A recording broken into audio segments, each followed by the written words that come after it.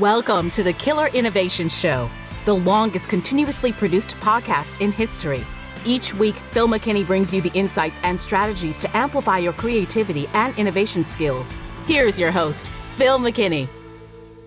Have you ever wondered what it takes to create something that is truly last? What's the secret to building something that doesn't just survive, but grows stronger for decades in our always changing digital world? The answer might surprise you. It's not about fancy equipment or perfect production. It's not even about having all the answers when you start. It begins with a simple promise to pay it forward. Now, look back to March 2005 in a hotel room at the Marriott in Phoenix, Arizona. That's where I sat with a basic microphone trying to record the first episode of what would become the Killer Innovations podcast. The bathroom's natural echo was the only, quote, sound engineering I had. Nothing like the studio we have today. But why a podcast? Why innovation? And honestly, why a bathroom? These questions have followed me for years.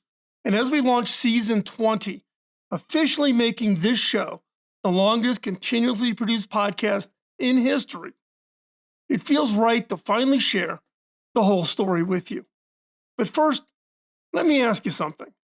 Has someone ever believed in you so deeply that it completely changed your path? For me, that person was Bob Davis. As my mentor, Bob spent countless hours guiding me, challenging me, and opening doors I didn't even know existed. During one of our regular talks, feeling incredibly grateful, I asked him how I could possibly repay him for everything he's done. Bob's answer wasn't what I quite expected. He laughed, knowing laugh of his that was just more of a chuckle, and he said something that would change the direction of my life. The statement he made was, quote, "There is no way you can pay me back. You have to pay it forward." That wasn't just gentle advice. That was a responsibility placed squarely on my shoulders. But how could I possibly live up to such a big obligation? And what did paying it forward actually look like in real life? The answer would come in ways I could never have imagined, shaped by voices that had influenced my own thinking. Long before podcasts existed, I followed Earl Nightingale's monthly Insight audio cassette subscription. It was $70 a month for those cassettes back in 1980, 81, 82, 83, 84. That was a lot of money, particularly for me as a brand new software engineer, newly married, and a baby on the way. But Earl showed me how spoken words could do more than just inform, but they could change lives. Could I create something similar to this in a thing called podcasting? The term itself was barely a few months old. The first true podcast show was created in August of 2004 by Adam Curry. For those of you in my age category, you'll remember Adam as one of the very first VJs when the launch of MTV. But he launched a daily podcast show called Source Code. Most people at that time were still listening to radio or CDs.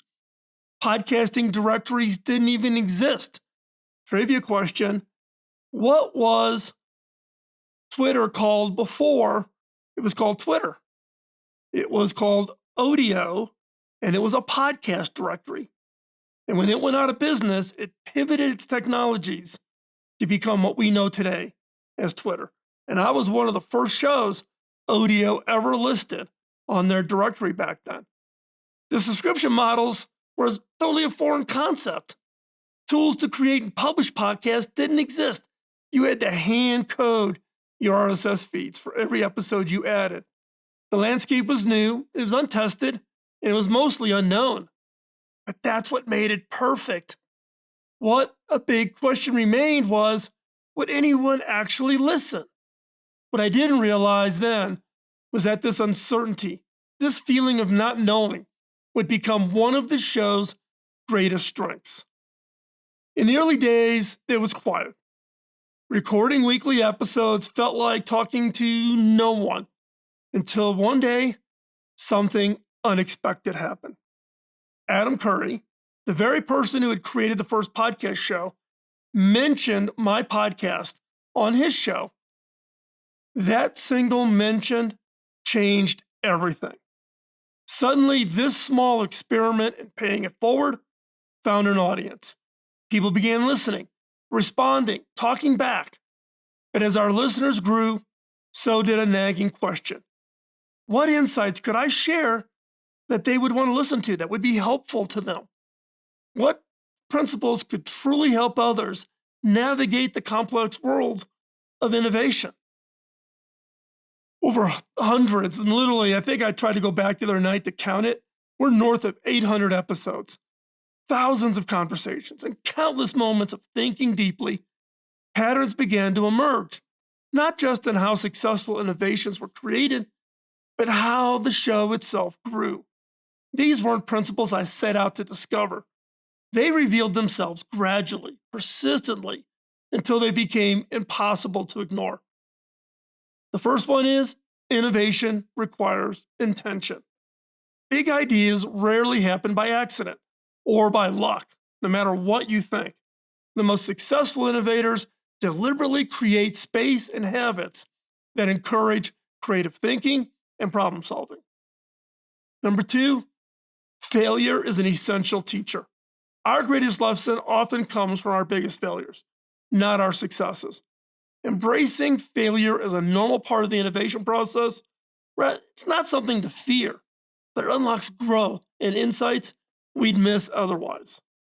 And number three, diversity drives creativity. The most powerful innovations come from teams that have a mix of viewpoints, different experiences, different educational backgrounds, different knowledge areas.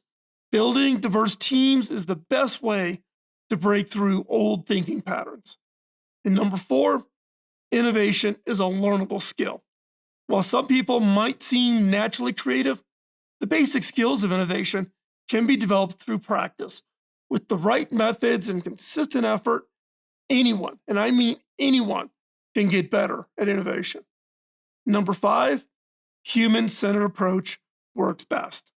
Technology and processes matter, but innovations that truly change lives must be based on human needs, behaviors, and feelings. Starting with a deep understanding of the people you're trying to serve leads to solutions that don't just both work technically, but make a real difference.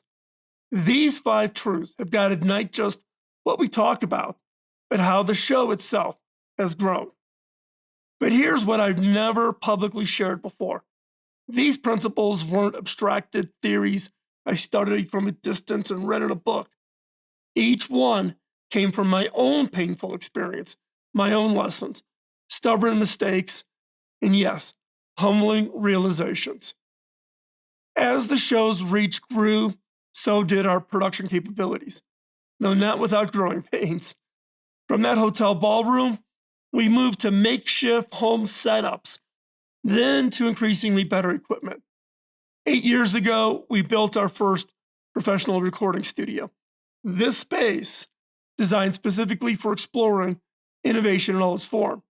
But now, we're in the middle of our biggest expansion yet, transforming this recording studio into a complete innovation studio.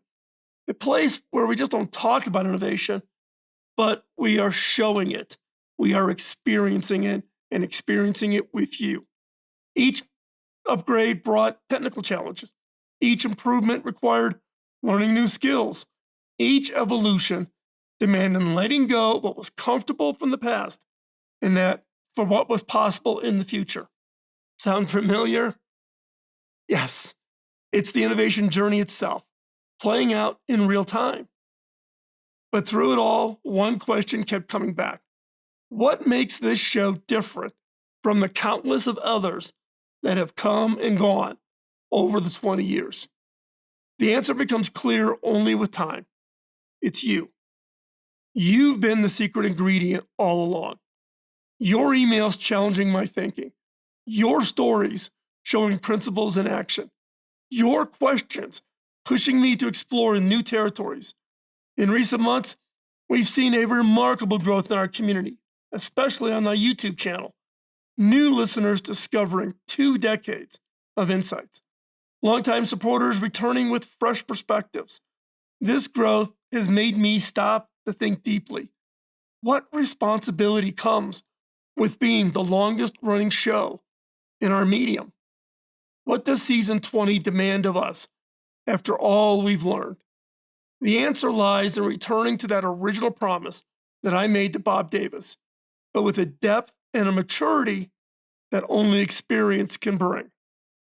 As we launch season 20, I'm both humbled by what we've accomplished and excited about what lies ahead.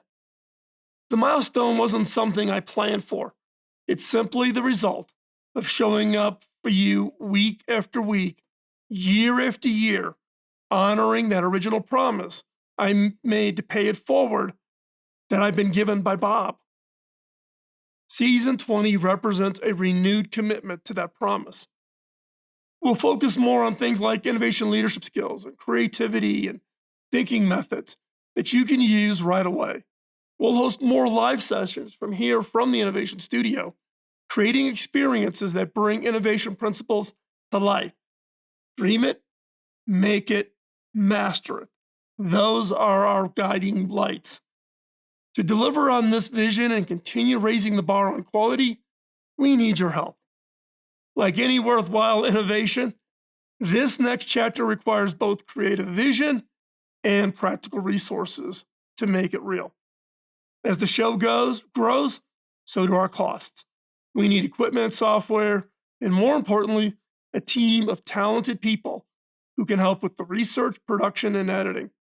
Every dollar from supporters goes directly to those expenses, not into my pockets.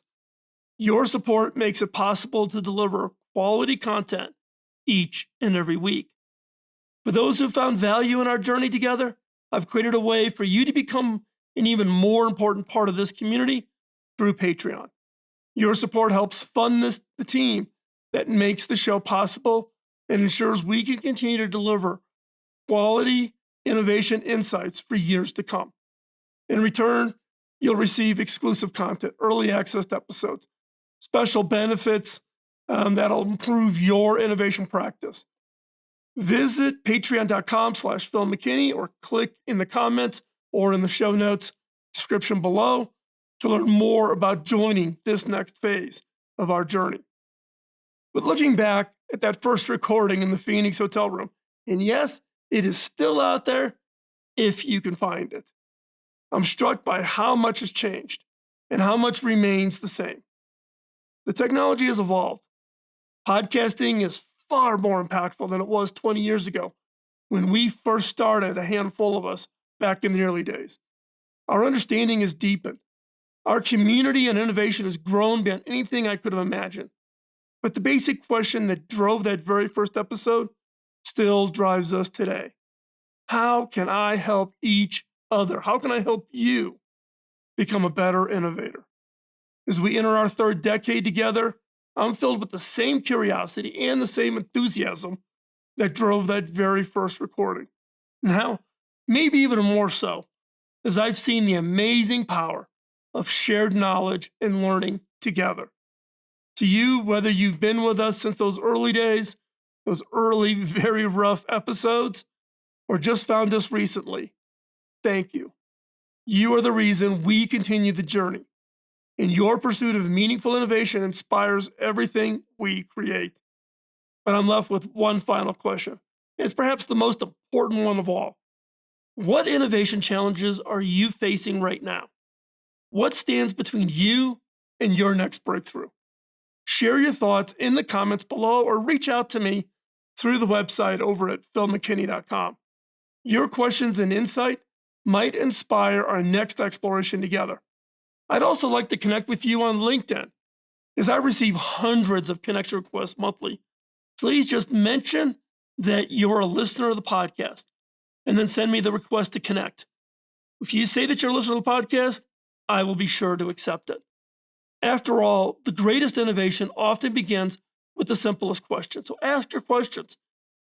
And just the key here is just asking them at the right moment. Just get me the questions and let me reply. Help us identify the content that'll best help you achieve your success. So here's to the next chapter in our ongoing exploration. What makes innovation truly killer, which means impactful, lasting, and transformative. The best is yet to come. See you in the next episode. Bye-bye. Podcasting nonstop since 2005, this has been the Killer Innovation Show on the Innovators Network.